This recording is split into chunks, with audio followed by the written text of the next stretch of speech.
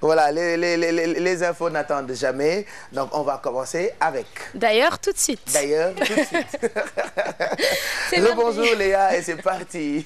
Mesdames et messieurs, ravis... Voilà. C'est reparti tout de suite. Mesdames et messieurs, ravis de vous retrouver pour cette deuxième édition. On y va. Idam Botch peut compter sur le soutien de Moustapha Diakhaté, à l'instar du maire de Bambey. Le président du groupe parlementaire Benno Bokk Yakaar affirme que les candidats n'avaient pas le droit d'utiliser l'image du chef de l'État à des fins de campagne. Nous écoutons Moustapha Diakhaté au micro de Fatidien. Du président de la République. Nous sommes heureux que ce soit un seul cas. Un seul cas qui nous a été signalé. Et nous rappelons à nos candidats des dispositions qui ont été déjà prises par les autorités judiciaires de ce pays. Et que ceux qui ne sont pas des candidats, dans une localité, on ne doit pas utiliser leur affiche dans le cadre de la campagne. C'est ça ce que nous retenons, parce que si vous vous rappelez, lors des législatives, on avait mis la photo du président de la République comme leader de Benno Bokk Yakaar, et la justice nous avait demandé de retirer, et nous l'avions retiré immédiatement. Et pour éviter toute montée de tension pendant ces joutes électorales, une campagne de sensibilisation contre les violences politiques a été lancée hier. Pour les initiateurs, le Comité sénégalais des droits de l'homme, il s'agit de dire non aux attaques personnelles, et pour ce faire, le CSDH appelle à la conscience et à la responsabilité citoyenne. Les défenseurs des droits de l'homme faisaient face à la presse ce mardi. Nous, compte rendu, Maïmouna Ndiaye et Diafaraba. Violence physique, verbale, des mots qui blessent, le Comité sénégalais des droits de l'homme n'en veut plus au local. Une mobilisation générale, une synergie d'action. Ce que attendent les Sénégalais, qu'ils soient électeurs, qu'ils soient militants, qu'ils soient des citoyens, c'est effectivement la confrontation des idées et la confrontation des programmes. Ils attendent effectivement une élection qui soit une élection civilisée, pacifiée, sereine et sans violence.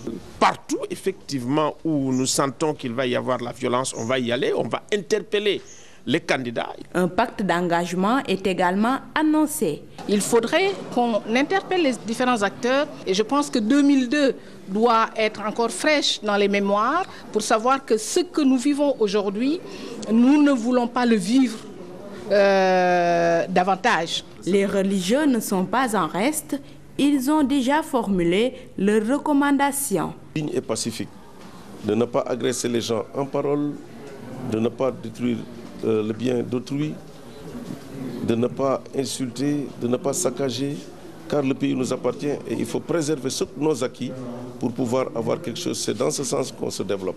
Au cœur de la sensibilisation, les rappeurs sont représentés par Kouman.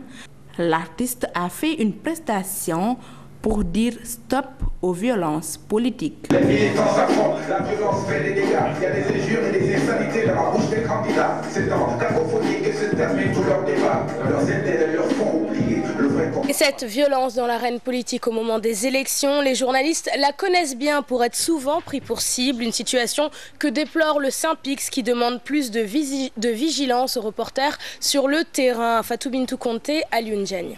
La violence s'invite encore dans les élections locales. Comme à l'accoutumée, la presse est prise pour cible. Le Synpics et les journalistes condamnent jusqu'à leur dernière énergie. Le Synpics condamne en appelant également les acteurs politiques à la retenue. Nous savons que les élections locales représentent quelque part une certaine... il y a toujours cette tension autour parce que les enjeux ne sont pas les mêmes.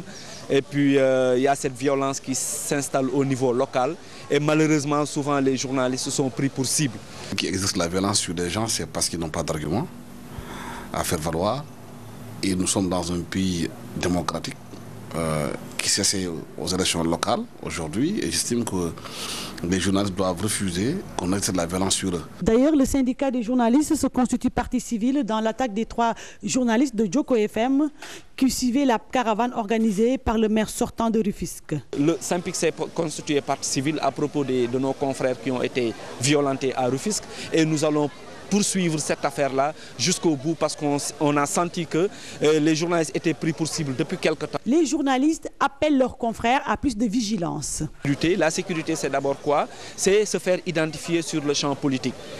Nous avons, il y a quelques années, donc, initié le port des gilets, donc au cours de ces, disons, joutes électorales.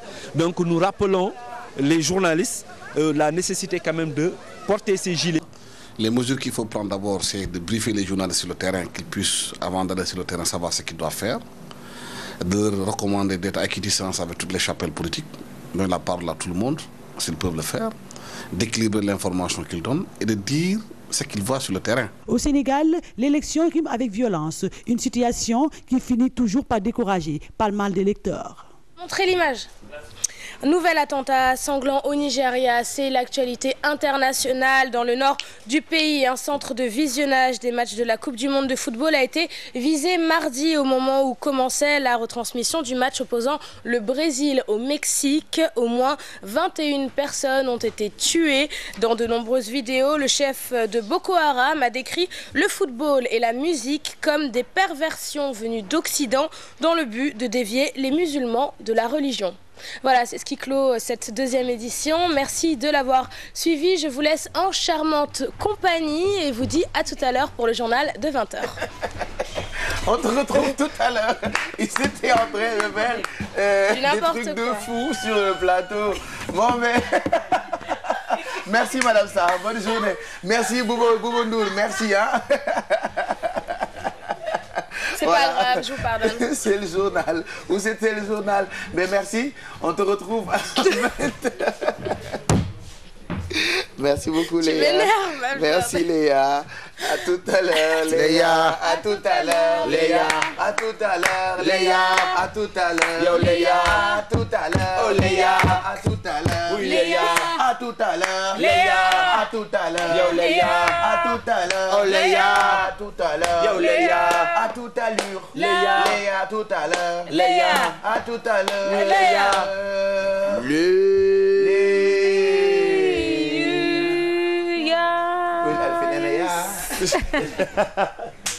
Bete kuy tari Sarr.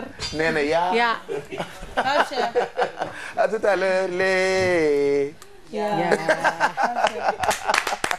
Elle nous a rejoint. Juste vous rappeler que mën ngeen àndandoo ak rédaction bu télévision Futur Média 13h pour xibaar yi ci wolof et puis guddi gi 20h le grand journal Sarah ak Léa comme tous les jours et puis Aladji Assane Gueye itam àndandoo ak Soxna Ngone ci xibaar yi ci wolof boori 19h.